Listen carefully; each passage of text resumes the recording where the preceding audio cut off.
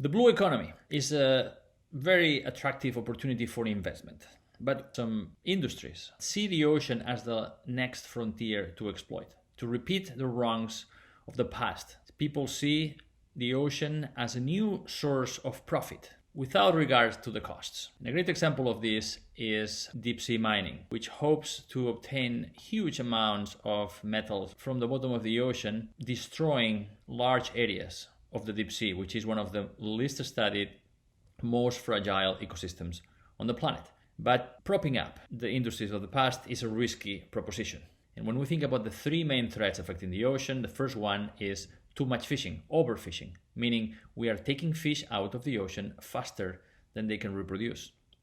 82% of the fish stocks are already overfished. A third of the stocks are collapsed. And if we don't change our ways, by 2050, most commercial fisheries will have collapsed.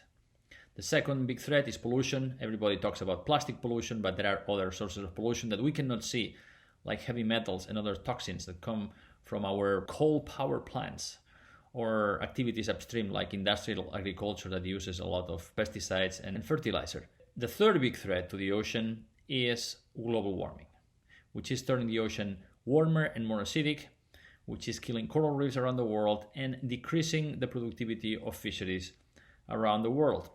What to do? Where to invest? Businesses and financial institutions are already seeing the writing on the wall, and they are already moving away from investments with great risk because of climate change, but also because of the loss of nature.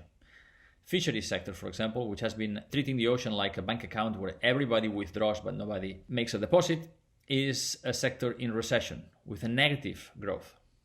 So where to invest, it depends on your investing principles. Are you in the game for long-term sustainable returns or for short-term profits? If you're an insurance company, are you insuring fishing companies that are fishing illegally in the ocean?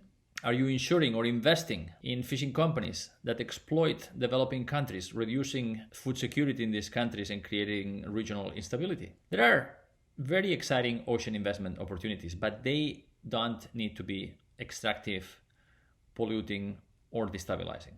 Examples are offshore wind, which is a growing sector, sustainable aquaculture, which has to replace the declining stocks of wild fish caught by global fisheries, and also marine tourism, which before COVID was a sector that grew on average 6% every year.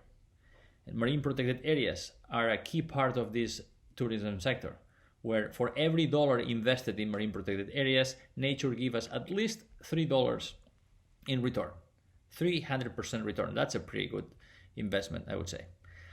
So let's make the blue economy a sustainable, resilient economy and not more of the same leverage growth without regard to the costs that got us where we are now. The ocean is a key part of our life support system. The ocean can provide for us. We just need to give it some space. Thank you.